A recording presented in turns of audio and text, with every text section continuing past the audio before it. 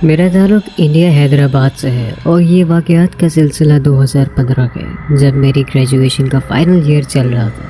میں نے گرمیوں کی چھٹیوں میں فیشن ڈیزائننگ کا شارٹ ٹرم کورس جوائن کیا تھا۔ میری روز کی ایک اچھی روٹین بن گئی تھی کہ صبح 10 بجے کلاسز کو چلی جاتی تھی اور صبح جلدی اٹھنے کی گھر سے رات کو جلدی سو جایا کرتی تھی۔ اس دوران میرے ساتھ کوئی ایک واقعہ پیش نہیں آیا، بلکہ مسلسل روز کوئی نہ کوئی چیز میرے ساتھ ان دنوں میں رونما ہوتی رہی تھی۔ شروعات میں نے نظر انداز کیا، لیکن کچھ دفعہ یا پھر 3-4 دن کے گیپ سے میرے ساتھ جو رات کو ناقابل فراموش واقعات ہوئے وہ میں کبھی نہیں بھول سکتی۔ اس کے ساتھ یہ بھی بتاتی چلوں کہ میں ان دنوں میں گرمی کے باعث زمین پر سویا کرتی تھی اور اپنی امی جو کہ اس دنیا میں نہیں رہی، اس وقت ان کو کہتی تھی کہ آپ میرے ساتھ میرے روم میں بیڈ پر سو جائیں۔ میرا روم بس اتنا بڑا ہے کہ 3 عدد بیڈ کی جگہ وہاں بن جاتی ہے اور ایک طرف بہت بڑی کھڑکی ہے جو کہ میں گرمی کی وجہ سے کھلی رکھ کر سویا کرتی تھی۔ اب واقعات کی پہلی رات مجھے نیند میں ایسے محسوس ہوا کہ کسی نے میرے کان میں بہت قریب آ کر سرگوشی کیا اور باقاعدہ میرا نام پکارا ہے، اور اس سرگوشی کے ساتھ مجھے ہوا بھی محسوس ہوئی۔ میں نے اس وقت اس کو اپنا وہم قرار دیا اور اس کے بعد میں سو گئی۔ دوسری رات مجھے مسلسل کسی کی پائل کی چھنکار سنائی دے رہی تھی جو کہ تھوڑی دور سے آ رہی تھی۔ میں نے گمان کیا شاید باہر سڑک پر کوئی ہندو پڑوسی عورت جو پائل پہنتی ہوں گی چہل قدمی کر رہی ہوں گی یا کہیں سے واپس آ رہی ہوں گی، لیکن کچھ دیر بعد یہ آواز تیز ہونا شروع ہو گئی، اور اب ایسی آواز تھی جیسے کوئی بڑی سی چین جو کہ کسی مشین کی ہو سکتی ہے کوئی وقفے سے بجا رہا ہو، اور اس آواز کے درمیان 3 سیکنڈز کا گیپ تھا۔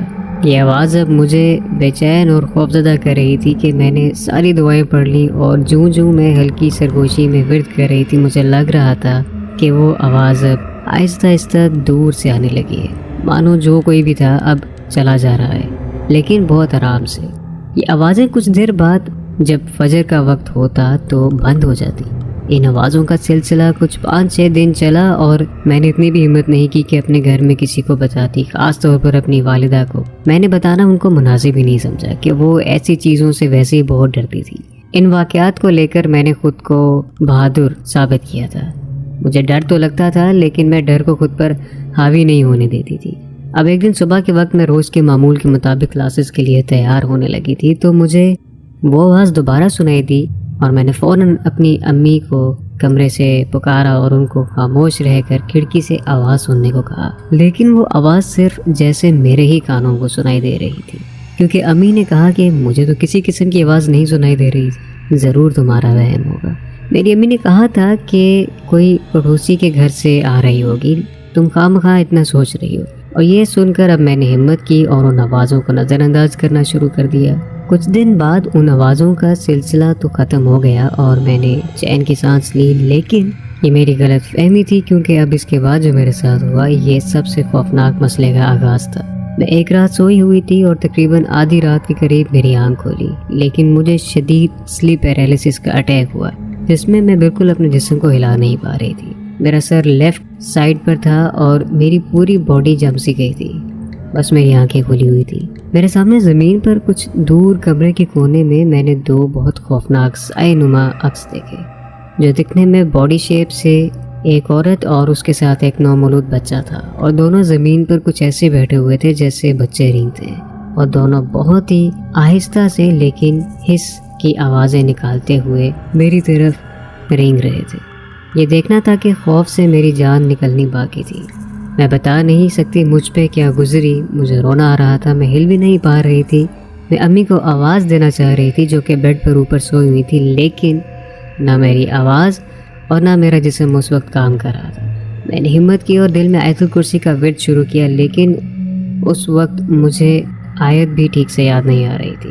نہ جانے کیوں اس دوران میں ساری آیتیں، سبھی دعائیں جیسے بھول سی گئی تھی۔ اب میں نے صرف اللہ اللہ کہنا شروع کر دیا اپنے ذہن میں، اور کچھ وقت ایسے ہی میری کیفیت رہی۔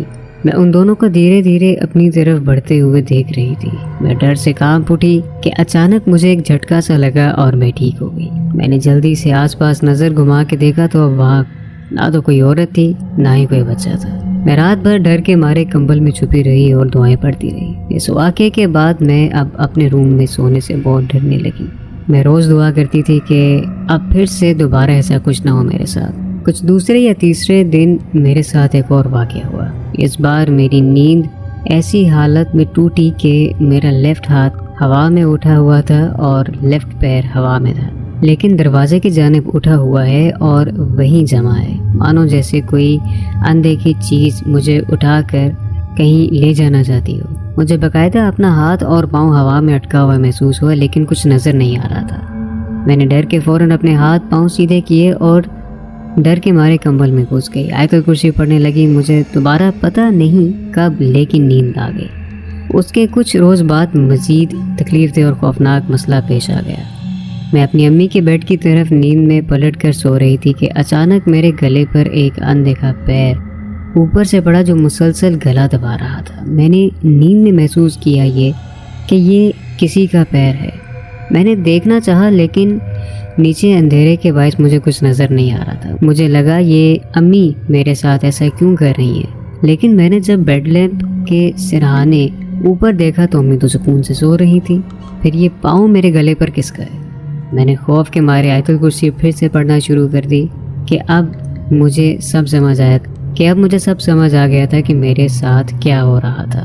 اس وقت نہ جانے مجھ میں اتنی ہمت کہاں سے آئی، یہ بس میرا رب جانتا ہے۔ اور اس وقت میں ڈر اور مسلسل واقعات کے باعث شدید خوف سے غصے میں آنا شروع ہو گئی تھی کہ آخر یہ کیا چیز ہے جو مجھے اتنے دن سے ستا رہی ہے۔ اور میں نے اپنی بچی کچی ہمت جمع کی اور اس پاؤں کو اپنے دونوں ہاتھوں سے پکڑ کر ہٹانا چاہا، اور اس دوران میں اس پاؤں کو نوچنے لگی۔ مجھے اس وقت وہ پیر کسی روئی یا پھر کاٹن کی طرح نرم لگ رہا تھا جس پر سکن ہو۔ میں ساتھ ہی ساتھ آیت الکرسی پڑھنے لگی، لیکن تعجب کی بات تھی کہ میرے حلق پر پاؤں ہونے کے باوجود میرے منہ سے اس بار بہت عجیب سی گھٹی گھٹی لیکن آواز نکل رہی تھی۔ مجھے یاد ہے میں نے آیت الکرسی کا آغاز کیا تھا۔ میرے منہ سے کسی مرد کی موٹی سی گھٹی ہوئی آواز نکل رہی تھی۔ میں اب اونچی آواز میں پڑھنے کی مکمل کوشش میں تھی کہ میرے منہ پر کسی نے اسی وقت ہاتھ رکھا مجھے آیت الکرسی پڑھنے سے روکنا چاہا۔ یہ دیکھنا تھا کہ میں نے اپنے لیفٹ ہاتھ سے اس ہاتھ کو ہٹانے کی ناکام کوشش کے ساتھ بلند آواز میں آیت الکرسی پڑھی۔ میں شدید خوف میں اور غصے سے بھری ہوئی تھی کہ میری آواز اچانک کسی مرد کی طرح ہو گئی، اور اس ہاتھ کو میں نے اب میرے منہ کے اوپر سے ہٹتا ہوا محسوس کیا۔ یہ ہونا تھا کہ میں نے اپنی ہمت مزید جمع کی اور زور سے آیت کو پڑھنے کے ساتھ ساتھ مکمل کرنے لگی۔ میری گھٹی گھٹی لیکن بلند آواز میں آیت پڑھتے ہوئے مجھے ہوش آتا جا رہا تھا، اور تبھی فجر کی اذانیں شروع ہو گئی اور سب نارمل ہو گیا۔ یہ سلیپ پیرالیسس کا اب تک میرے ساتھ ہونے والا سب سے خوفناک واقعہ تھا۔ عجیب بات یہ تھی کہ اگر یہ صرف ایک سلیپ پیرالیسس کا اٹیک تھا، پھر بھی صبح سارا دن میرے گلے میں شدید درد ہوتا رہا، جیسے میرا گلا سچ میں کسی نے بہت دیر تک دبایا ہو یا دبانے کی کوشش کی ہو۔ میں نے فائنلی یہ ساری بات اپنے خالو کو بتائی، کیونکہ ان کو ان چیزوں کی معلومات زیادہ ہے۔ میرے ان سارے واقعات کو سننے کے بعد انہوں نے بس مجھے اتنا کہا کہ تم کیونکہ اپنی کھڑکی کھلی رکھ کر سوتی ہو اور زمین پر بیچ میں بستر لگا کر سوتی ہو، تو ممکن ہے وہ راستہ کسی مخلوق کی راہ گزر ہو اور تم ان کے راستے میں درمیان میں سوئی ہوتی ہو اور انہیں یہ بات ناپسند ہو، اسی لیے وہ تمہیں تکلیف دیتے ہیں۔ تم اپنے سونے کی جگہ تبدیل کر کے دیکھو، اگر اس کے بعد بھی کچھ مزید مسئلہ ہوا تو ہم کسی صاحب علم کے پاس جائیں گے۔ میں نے اپنے سونے کی جگہ بدل لی اور سونے سے پہلے لازمی بہت زیادہ ذکر اذکار کرتی تھی۔